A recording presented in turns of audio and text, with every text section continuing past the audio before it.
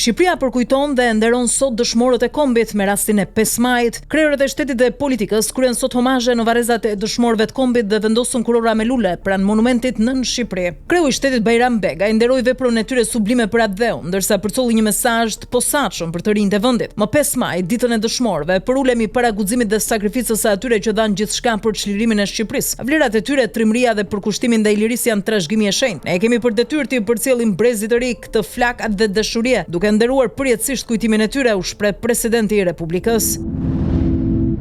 Gjykata e posaçme kundër korrupsionit dhe krimit të organizuar vazhdon zvarritjen e procesit gjyqësor për dosjen Partizani me të akuzuar se Ali Berishën dhëndrin e tij Amar Bermalltezi dhe bashkëpunëtorët e tyre. Seanca është shtyr për më datë 19 maj. Nuk dihet a është plan i fshehtë që Berisha t'ia hedh paqe dhe këtë herë apo do ja japin fermanin pas 11 majit, atëherë kur nuk ka më asgjë për të humbur. Avokati i Berishës Genc Gjokuta i tha sot për gazetarët se Berisha është gjobitur me 10.000 lekë të reja. Ai tregoi se kërkuan revokimin e vendimit të gjyqtares Flojera Davidi, e cila rrëzoi të gjitha kërkesat e mbrojtjes për pavlefshmëri të akteve, por kjo kërkesë u rrëzua. Nga ana tjetër, sot që në pikë të sabahut, Sali Berisha dhe një grusht militantësh të tij me urdhër nga Flamur Noka që 2 ditë më parë ishin në prokurorinë e posaçme, aty ku doktori paraqitet rregullisht në zbatim të masës së sigurisë nga gjykata e posaçme, ato të detyrimit të paraqitjes. Edhe sot Berisha nuk la fjalë pa thënë letër pa shkruar me sulme të vazhdueshme e që dihen tashmë për kreun e SPAK-ut Altin Dumani.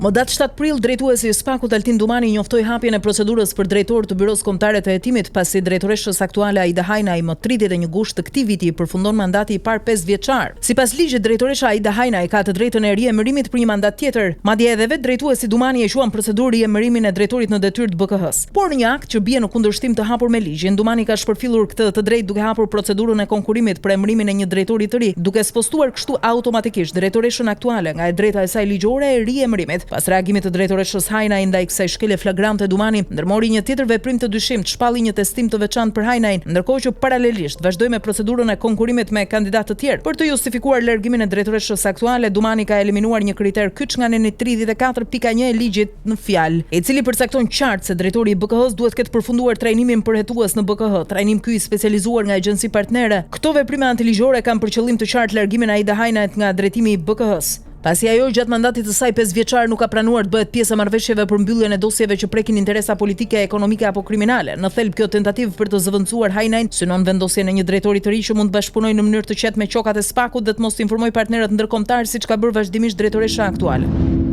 Prokuroria e posaçme kundër korrupsionit dhe krimit të organizuar vazhdon të rëndojë pozitën ligjore të çiftit Veliaj Xoza. Bashkëshortja e kryebashkiakut të Tiranës Erion Veliaj, Ajola Xoza, u paraqit ditën e sotme në prokurorinë e posaçme. Mësohet se Ajola Xoza është marrë në pyetje nga hetuesi ditën e sotme, ku edhe i është komunikuar një akuzë e re, ajo për fshehjen e të ardhurave. Deri më tani, bashkëshortja e kryebashkiakut të Tiranës po hetohej për korrupsion pasiv në 9 episode, pastrim parash dhe mos deklarim pasurie.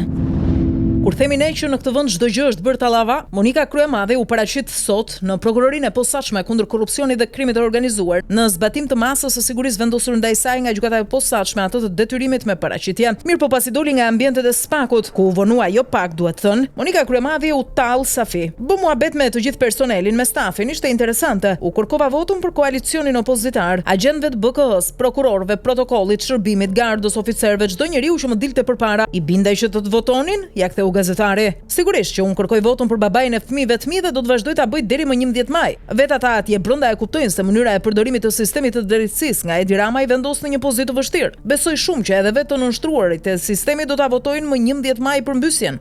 Ju përgjigj Kryemadhi.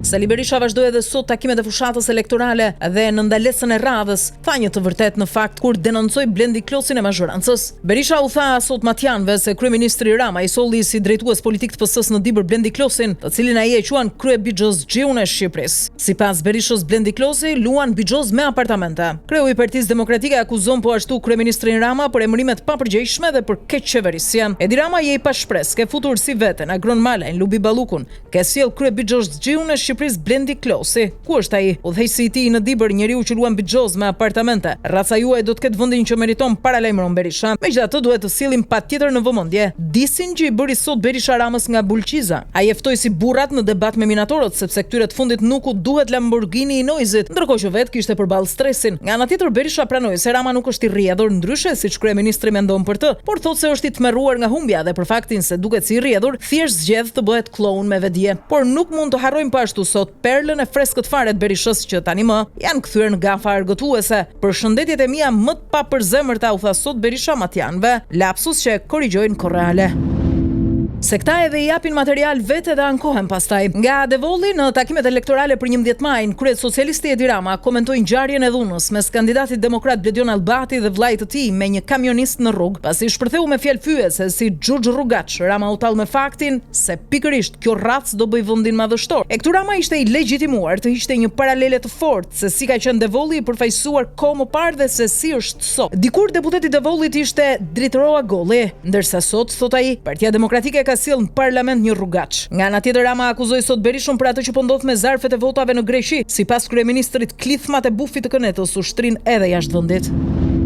Josefina Topalli vazhdon me denuncimet për votat e emigrantëve në Greqi. Me sa duket e kanë parë situatën që janë gropande nga Greqia dhe po hidhen në aksion për të zbatuar planin B të Sali Berishës, atë të dokumentimit të shkeljeve zgjedhore para, gjatë dhe pas procesit për të legjitimuar humbjen në fund. Topalli i bëri sot thirrje spaku të hetojë zarfet që po dërgohen në zyrat e lojrave të fatit në Greqi. Se këta janë edhe të lezetshëm, këtej e bëjnë telef spakun dhe nuk besojnë në të, këtej i kërkojnë hetim. Në konferencën e sotme për mediat nga Selia Blu, Josefina Topalli tha se shqiptarët në Greqi nuk po marrin dot zarfet, duke ngritur dyshime se dikush tjetër po i merr ato. Sipas saj, demokratët kanë informacione të sigurta se personat pa identifikuar po marrin makina me qira nga Shqipëria dhe po i çojnë në Greqi për të mbledhur votat e emigrantëve, deklaron Topalli. Lajthisin njerëzit e Ilir Metës. Nëse se tani nuk kanë më rëndësi sepse partia e tyre është shuar, nuk figuron me asnjë kokër vote as nëpër sondazhe. Krahu i djathtë i Ilir Metës, Tedi Blushi, bëri sot një deklaratë premtim të çmendur. Kur tha, na votoni se pas 11 maj do hapim dyert e burgjeve dhe do ju nxjerrim. Tani kjo lajthitje nuk është edhe aq e pa bazë, se kur kryetarin e ka në burg, fushat dhe shok me të burgosurit do jenë. Gati 2/3 e qytetarëve që janë sot nëpër burgje janë para burgosur dhe mbi 1/3 e tyre pa asnjë akuzë. Nëse mesatar janë vendet e Bashkimit Evropian, është 22 deri 25% e totalit të popullsisë në burgje në Shqipëri. Kjo mesatare është gati 3 herë më e lartë, duke sjellë një mbipopullim të theksuar dhe kushte skandaloze. Numri ekstremisht i lartë i para burgosurve është një nga treguesit më demaskues të regjimit policor dhe arbitrar të Edi Ramës, që nuk ka asnjë lidhje me shtetin e së drejtës dhe standardeve europiane të drejtësisë. Ky fakt konstatohet edhe në raportet e organizatave ndërkombëtare si Këshilli i Evropës, Amnesty International dhe vetë raportimet e avokatit të popullit në Shqipëri denoncojnë mbipopullimin e burgjeve, kushtet çnjerëzore, sidomos për të paraburgosurit, mungesën e kujdesit shëndetësor, dhunën, abuzimin dhe keq trajtimin fizik si dhe mungesën e aktiviteteve rehabilituese, thot Blushi. Eurodeputeti Fredi Beleri ka depozituar në gjykatën e lartë prova të reja për atë që ai cilëson si kalvar të tij me drejtësinë. Përmes një deklarate për shtyp, Beleri thekson se provat që ka depozituar janë të rëndësishme për të faktuar padrejtësitë që janë bërë. Beleri vazhdon të jetë në sinkron të plot me Sali Berishën edhe për hallet e njëjta e të përbashkëta, kur thot se gjykatësia që e dënoi Irena Gjoka është e dënuar vetë për veprën penale të falsifikimit në shtetin grek. Sipas Fredi Belerit, kjo shpjegon urrëtitjen që Irena Gjoka ka për minoritetin etnik grek dhe përfaqësuesit e tij. Nga ana tjetër, Beleri thekson se është arrestuar nga një prokuror që sot ndodhet në pranga dhe nga një gjyqtare që nuk duhet të ishte as në sistem. Gjykata e posaçme kundër korrupsionit dhe krimit të organizuar la sot në masën e sigurisë arrest me burg Florence Çapjan, i ekstraduar nga Dubai më datë 2 maj. Mirëpo deklaratat e sotme në gjyq të Çapjas ishin shumë të forta, që nga fakti se ai pretendon që ka ardhur vetë dhe nuk është ekstraduar. Ai thotë se ishte vullneti i tij për të ardhur pasi ka qenë më herët në Stamboll dhe ka pasur mundësi të largohej. Çapja debatoi në seancën e sotme gjyqësore me prokurorin e Spakut që ka në dorë dosjen e tij, duke i bërë të qartë se nuk ka pasur kurrë platformën Sky ECC, si edhe nuk e njeh fare të penduarin e drejtësisë Nureddin Dumani, e aq më pak të jetë përfshirë përmes tij në akuzën që rëndon për të lidhur edhe me Sokol Sanxhaktari. Më thoni pse e keni lënë dosjen pas një veprimi hetimor dhe më keni dënuar vetëm me dëshminë e Ervis Bardhet, ju drejtua Florence Çapja, prokurorit të Spakut, referuar dënimit me burgim të përjetshëm për vrasjen e Babe Bir Nezir dhe Gentian Beqira, i krimi ndodhur në vitin 2012 në Elbasan. Florence Çapja është nipja e Erdian Çapjes, po ashtu i dënuar me burgim të përjetshëm për krimin e dy fish të Babe Bir në Elbasan. dështon tentativa e 11 për konstituimin e Kuvendit të Kosovës. Nga ana tjetër, kryeministri i mandatuar për të formuar qeverinë, Albin Kurti, është dorëzuar. Kreu i lëvizjes vetëvendosje i ka dërguar një letër kreut të Lidhjes Demokratike të Kosovës Lumir Abdigjiku, ku i kërkon bashkëpunim për formimin e qeverisë së re. Teksa i kërkon marrëveshje politike, Kurti thotë se pavarësisht dallimeve duhet vendosen interesat e shtetit dhe të qytetarëve në radhë të parë për të shmangur faktin që vendi mund të shkojë në zgjedhjet parakoshme. Në letrën drejtuar Abdigjikut, Albin Kurti pranon se 61 vota përveç formimit të qeverisë duhet i ketë edhe për zgjedhjen e kryetarit të kuvendit, gjë që po rezulton e pamundur pas 11 tentativave të dështuara. Si kryetari i lëvizjes vetëvendosje dhe kryeministër në detyrë i Republikës Kosovës, jam i interesuar dhe i vullnetshëm për marrëveshje politike me lidhjen demokratike. Ne sigurisht që kemi dallime në bindje politike dhe në politikat qeverisëse, por koalicionet bëhen pikërisht ndërmjet atyre që kanë dallime, duke vendosur të drejtat dhe nevojat e shtetit e të qytetarëve si prioritet. Në fund të kësaj letre, Kurti e fton Lumir Abdigjikun për t'u takuar dhe për të folur konkretisht mbi të ardhmen e vendit, bazuar në propozimin për bashkëpunim për qeverisjen e re të vendit. Nuk dihet se si do të përgjigjet kësaj ftese kreu i LDK-s Lumir Abdigjiku, pasi deri më tani ai ka refuzuar çdo propozim ftesë nga lëvizja vetëvendosje dhe Albin Kurti.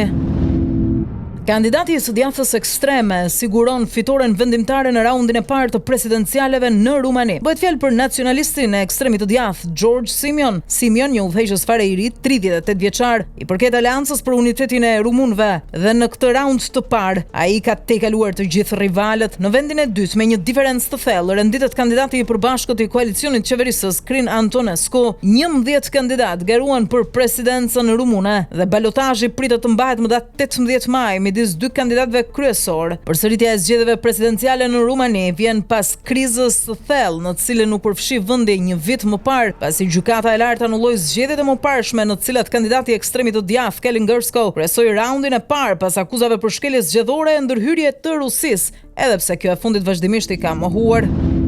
Edhe Donald Trump nuk e mban dot premtimin elektoral. Presidenti amerikan dorëzohet dhe nuk arrin dot marrëveshjen e paqes në Ukrainë. Edhe arsyen e ka të thjeshtë fare, ka shumë urrëtie mes presidentëve Vladimir Putin dhe Volodymyr Zelensky. Trump pranon se paqja midis Rusisë dhe Ukrainës nuk do të jetë e mundur me shumë gjasa, edhe pse ai e kishte premtimin kryesor në presidencialet në Shtetet e Bashkuara të Amerikës, që do ta realizonte në ditët e para në krye të shtëpisë së bardhë. Ndoshta nuk është e mundur, ekziston një urrëtie e jashtëzakonshme mes atyre burrave, thot Trump për Zelenskyn dhe Putinin. Ndërkohë, presidenti i Rus Vladimir Putin thot se ka besim që paqja me Ukrainën është thjesht çështje kohe. Sipas tij, Rusia nuk do luftë dhe nuk është e përgatitur për të, ndaj dhe synon zgjidhje paqësore. Mirpo, presidenti i Ukrainës Volodymyr Zelensky e ka quajtur së fundmi cinike ofertën e Vladimir Putinit për armëpushimin 3 ditor që përkon me festimet që shënojnë 80 vjetorin e fitores ndaj nazistëve në Rusi më datë 9 maj. Një lajm i bukur vjen për Shqipërinë dhe shqiptarët nga kompeticioni europian i këngës Eurovision 2025, ku shkodra elektronike me këngën përfaqësuese Zjerm, sipas një sondazhi ndërkombëtar, renditet e para si fituese. Provat për Eurovisionin 2025 do të nisin shumë shpejt në qytetin mikpritës të Bazelit. Brenda 2 javëve të ardhshme do të merren vendime të rëndësishme që mund të ndikojnë drejt për drejt në rezultatin final të kësaj gare, ku do të performojnë gjithsej 37 artistë nga vende të ndryshme të Europës. Në këtë sondazh kanë votuar 18.951 fansa, të cilët kanë nxjerrë në vend të parë pikërisht shkodrën elektronike me këngën përfaqësuese Zjerm, të cilët morën gjithsej 2106 vota. Në bazë të këtij rezultati optimist, Shqipëria renditet në maj të listës praktikisht në vendin e parë, edhe pse kjo mund të ndryshojë në ditët në vazhdim.